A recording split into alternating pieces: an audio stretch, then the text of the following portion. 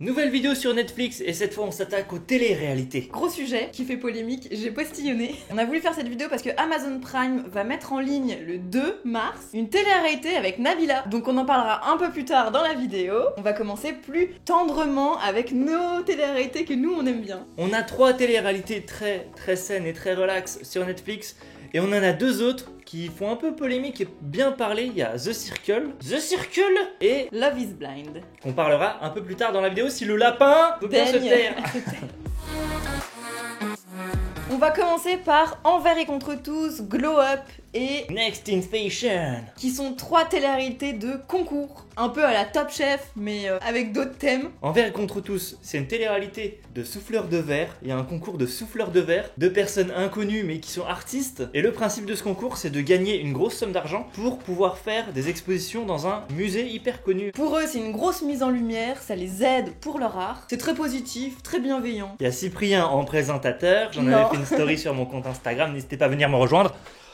Nous, on a bien aimé, on a trouvé que c'était tranquillou et on a découvert l'univers du souffleur de verre. Moi qui viens de Lorraine, je connaissais déjà un peu parce qu'il y a le Crystal Dome en Lorraine.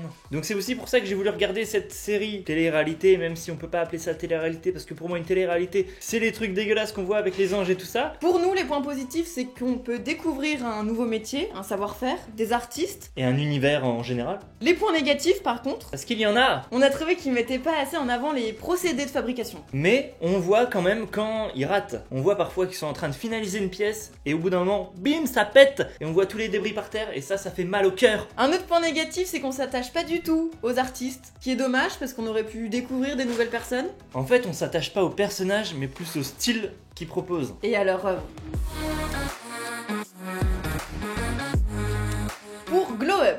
C'est une télé-réalité de maquillage, de make-up, de youtubeuse, beauté, Non pas du tout, juste de make-up artiste. Justement, ça va beaucoup plus loin que juste le maquillage de youtubeuse beauté. Parce que ce sont des professionnels qui font des beaux make-up. C'est compliqué Des de beaux trouver des make-up. synonymes à make-up et maquillage. Et ça m'a fait penser à une télé-réalité qui était sur la télé française, qui est C8, D8 ou Direct 8, je ne m'en souviens plus. Face Off, j'allais dire Face Off. Face Off, c'est plus du body painting. Et il y a aussi une télé-réalité sur Netflix de body painting, mais qu'on n'a pas trop accroché. Non. Mais en tout cas, Glow Up, ça passe bien, même si moi je suis pas trop dans l'univers du maquillage. Hein. Oui, c'est pour tout le monde, que ce soit fille, garçon, il faut pas s'arrêter au fait que ce soit du maquillage, il faut aller plus loin que ça. On peut découvrir encore aussi des artistes et une manière de faire. Et là encore, c'est une télé-réalité de concours. L'un des points négatifs qu'on a trouvé, c'est que les épreuves n'étaient pas toutes égales. Il y a même une épreuve où ils doivent faire les youtubeurs justement. Cette épreuve était hyper gênante. C'était très malaisant.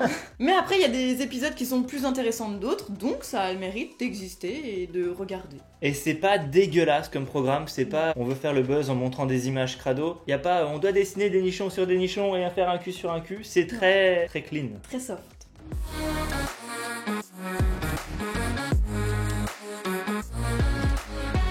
Et la dernière en mode concours qui est Next in Fashion. Qui fait partie d'une de mes préférées dans ce classement, même si c'est Oui. pas vraiment un classement. Cette série met en lumière des stylistes cette fois, donc c'est de la conception à la couture et à la présentation de leurs vêtements. C'est hyper complet et en plus de ça, on voit un peu plus la confection, même si on aurait voulu aller un poil plus loin. Mais on voit quand même pas mal. Toi, ça t'a permis de découvrir le stylisme et comment on confectionnait les vêtements? Oui, on va dire ça comme ça, tu vois. Avant, j'étais complètement profane dans ce Voilà. milieu et depuis, je me fais mes vêtements moi-même. C'est C'est faux. beau. Mais ça donne envie en tout cas de faire la couture. Pour moi, avant le stylisme, c'était vraiment, il y a des dessinateurs qui font les vêtements et il y a des petites mains à côté qui font tout le reste. Mais là, on voit que les les créateurs savent dessiner et mettre en œuvre leurs dessins sur le tissu. Et ça, c'était cool. Enfin, après, il y en a certains qui, je pense, ne font que dessiner. Qui sont un Mais peu là, moins c'était doués. vraiment des personnes qui font tout de A à Z.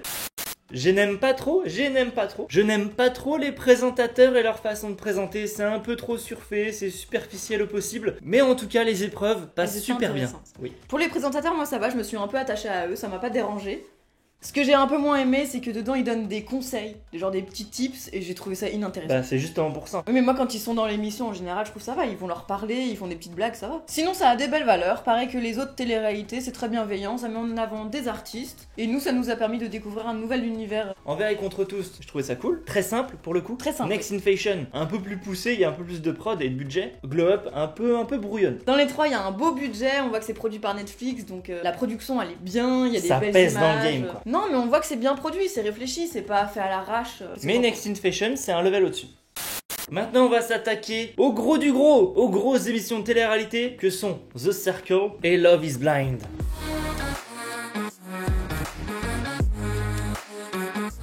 The Circle, qu'est-ce que c'est? C'est une émission de télé-réalité géniale. C'est un hôtel. À l'intérieur, il y a des candidats dans chaque chambre d'hôtel. Aucun ne peut se voir en vrai et ils communiquent tous par un réseau social qui s'appelle The Circle. Et il y en a certains qui prennent l'identité d'autres personnes. De fausses identités. C'est un sujet qui est très actuel, on parle de réseaux sociaux, quelque chose qui est vraiment dans notre vie au quotidien. De fausses identités, de notre apparence. Ils se notent en fait les uns les autres par rapport au meilleur profil, à si t'as été gentil, méchant, si t'es venu me parler ou pas. Dit comme ça frise l'émission télé-réalité de merde, mais en fin de compte, c'était une première pour les candidats, pour Netflix, c'était la première édition de The Circle, et ça passait tellement bien. C'est très authentique parce que personne ne connaît le mécanisme de l'émission.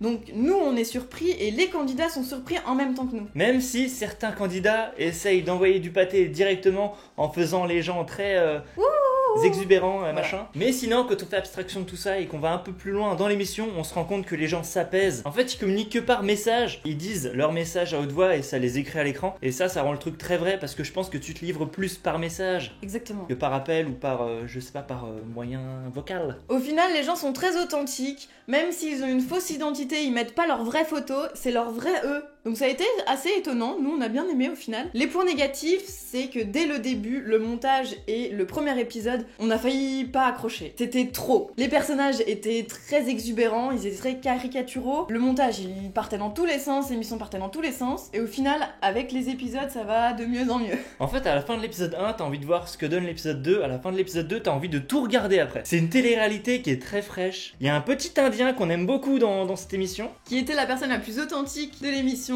Et du coup, on s'attache beaucoup à lui. On s'attache. Et pour éliminer les candidats, en fait, il y a des influenceurs qui sont élus. Et le terme d'influenceur me gêne un petit peu. Parce que c'est un petit peu trop ce que je n'aime pas dans les réseaux sociaux. Mais dans l'émission, ça marche et tu prends plus le truc comme un jeu. Et même les candidats le prennent comme un jeu. Au final, nous, on a quand même bien aimé. On a trouvé que ça véhiculait des belles valeurs, même si c'est autour des réseaux sociaux. Et même si le dernier épisode est en mode vraiment télé américaine, avec une fausse Oprah Winfrey. En soi, on regarde les 10 dernières minutes du dernier épisode pour voir qui a gagné. Et ça puis voilà, suffit. En fait, ils reviennent sur leur expérience. Mais toi, vu que tu viens de regarder les épisodes il y a 3 jours, tu te souviens de ce qui vient de se passer, donc ça sert à rien.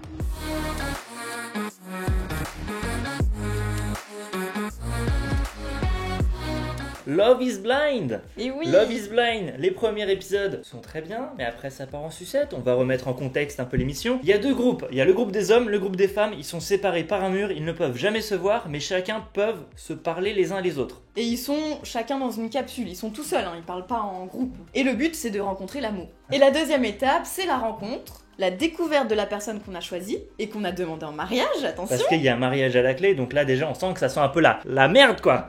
Ils se fiancent avant de se rencontrer et une fois dans la vraie vie, ils vont décider s'ils se marient ou pas. Les points positifs, pour essayer quand même d'en apporter quelques-uns. C'est une télé-réalité que nous, on n'arrive pas à décrocher. C'est horrible de dire ça, mais moi j'ai envie de savoir ce qui va se passer. J'aime bien, mais plus tu regardes l'épisode, plus ça part en couille, donc moins j'aime. Justement, toi t'aimes de moins en moins à cause des valeurs que ça véhicule et de comment ils mettent en scène l'ensemble de l'émission. Toujours dans les points positifs, c'est une série Netflix, c'est produit par Netflix, donc c'est bien produit, il y a du budget, ils ont un décor de ouf, ils vont au Mexique. Ils ont un budget alcool de malade, il y a une blonde qui ne fait que picoler tout le long, c'est génial. Non mais il y a une grosse mise en scène, après les voyages, ils se retrouvent dans des hôtels, ils se retrouvent dans des appartements, enfin, ils ont vraiment tout mis en place. Pour que tu restes des semaines et des semaines avec la personne que tu ne connais pas et que tu te lis d'amitié ou d'amour en mode syndrome de Stockholm.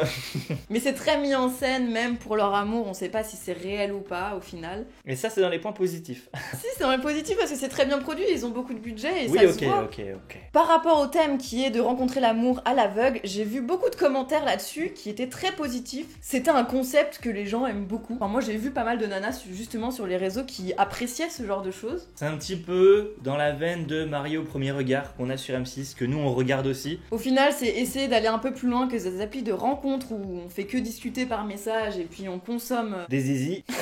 Là, on essaye de se rencontrer à l'aveugle et de vraiment mettre en avant la personnalité et pas l'apparence de la personne. C'est vrai que c'est un point positif. Après, c'est comment c'est mis en scène que c'est un peu moins bien. C'est là où on va aborder les points négatifs. Alors, on a une bible entière de points négatifs. Premier point négatif pour moi, c'est qu'au fur et à mesure des épisodes, ça devient de la télé-réalité merdique comme on l'entend. À la télé française, où on commence à vouloir Créer des disputes. se mettre en avant, mettre ses fesses en avant. Il y a également pas mal de petites allusions à du cul. Et pas seulement des allusions, on en voit des culs. Et ça m'énerve. On n'est pas obligé de faire de la télé-réalité en montrant des culs, bordel de merde. J'ai pas envie d'être démonétisée, moi. On mettra des bips. Mais à chaque bip, c'était le mot cul. On doute aussi de la sincérité des candidats parce qu'on a vu qu'ils étaient très présents sur les réseaux sociaux. Il y en a, c'est leur métier. Je crois qu'il y a 2 nanas qui sont influenceuses. On sait pas trop. Si elles sont pas allées dans le sens de l'émission pour pouvoir aller plus loin et continuer sur la visibilité de Netflix. Il y a un garçon aussi qui tisse des liens avec 3 filles dans les capsules, là où il se voit à l'aveugle. Là, il se voit à l'aveugle. Donc oui, ce mec est un peu très volage. Oui, on se dit, est-ce qu'il a pas envie de faire ça absolument pour rester jusqu'au bout? Et autre gros point négatif pour moi, c'est l'image de la femme. Un peu plus tard dans l'émission, vous verrez ça si vous regardez les 2 premiers épisodes, ça va. Mais un petit peu après, plus ça continue, plus on voit que les femmes sont rabaissées au rang de elles ne parlent que de sexe. Il y en a une qui ne fait que boire, on les voit dans des états pas possibles, toutes bourrées, en train de se faire des bisous bizarres, en train de se dire tu sais que si tu me piques mon mec, non si tu me piques mon mec, je vais te tuer, je sais pas quoi. Ça part en couille. Et tu vois les mecs à côté, non ils sont à une petite expo avec leur petit verre de vin, ils discutent tranquillement alors que les femmes sont en train de toucher le cul d'un stripteaseur. Comme si elles ne faisaient que boire, et en contrepartie les hommes eux étaient très soft. C'est choquant en fait. Tu la vois la différence entre les deux. C'est dommage parce qu'ils auraient pu proposer les mêmes activités pour les hommes et les femmes et ça aurait très bien marché. Et nous ça nous a déçus. Il y a aussi un point négatif, c'est que les épisodes sur Netflix ne sont pas tous dispo. Netflix a vraiment voulu mettre en avant cette télé-réalité en faisant un événement. Et du coup, on a les épisodes qui sont en décalé, mais c'est dans le monde entier que c'est comme ça. Et du coup, on en parle parce qu'on a envie de voir la suite et qu'on est obligé d'attendre. Et en fait, ça fonctionne. C'est en mode Disney+. Voilà, sauf que c'est Netflix et ça nous saoule. Et moi, du coup, je me pose une question, pourquoi Netflix a voulu mettre en avant cette télé-réalité? Parce qu'on en a déjà parlé, il y en a plein d'autres. Il y en a encore beaucoup dans la cuisine dont on n'a pas parlé. Dont une qui est bien avec Jon Favreau, qui fait de la bouffe et tout, c'est trop bien. Donc en fait, il y a plein d'émissions dans ce genre-là, mais elle est mise en avant, donc pourquoi? Peut-être que l'une des réponses, c'est que Netflix veut concurrencer Amazon Prime, qui va mettre une télé-réalité en ligne début mars avec Nabila. Qui s'appelle Love Island. Et le principe de Love Island, c'est quoi? C'est de trouver l'amour aussi. Et là, c'est le téléspectateur qui va voter. Même si sur Netflix, tu peux faire des interactions. Il y a des programmes interactifs, mais ils sont déjà préenregistrés. Alors que là, sur la télé-réalité de Nabila, vous pourrez voter vous-même pour certaines actions qui auront des influences directes sur le programme. Et sur la suite des épisodes. Mais vu que c'est une adaptation d'une télé-réalité anglaise, j'ai très peur que ce soit la même chose que ce qu'on a à la télé et qu'au final, Amazon, qui est une plateforme de VOD, fasse la même chose que la télévision. Et ça, c'est un débat qu'on peut se lancer et qu'on peut essayer de comprendre ensemble. Est-ce que le service de VOD ne va pas seulement devenir comme un replay de chaîne de télévision? Faire la même chose que la télévision, parce qu'au final, la boîte de prod qui produit ces émissions à la télé, c'est la même qui a produit l'émission pour Amazon. Où est-ce qu'on va en fait? Mais après, n'hésitez pas à donner votre avis dans les commentaires. Moi, j'ai très peur pour cette télé-réalité de Nabila. Oui. C'est que Nabila égale cul, buzz et truc merdique qu'on voit à la télé, quoi. Donc à voir, on donnera notre avis quand on l'aura vu. N'hésitez pas à nous dire dans les commentaires si vous voulez qu'on fasse une vidéo sur la télé-réalité de Nabila, qu'on se tape à regarder pour vous cette télé-réalité. De toute manière, on regardera au moins le premier épisode pour voir ce que ça donne. Dites-nous si vous regardez des télé-réalités sur Netflix et ce que vous en pensez. N'hésitez pas aussi à donner votre avis sur ce que nous on a dit dans cette vidéo. Parce qu'on est allé très loin, on a essayé de vous faire une vidéo très qualitative, donc n'hésitez pas à donner vos avis dans les commentaires, à mettre un max de likes, à devenir membre soutien, et le mot de la fin... L'amour est aveugle. Hein? Nabila Bella. Non, c'est pas ça. Oh mais non, c'est pas ça.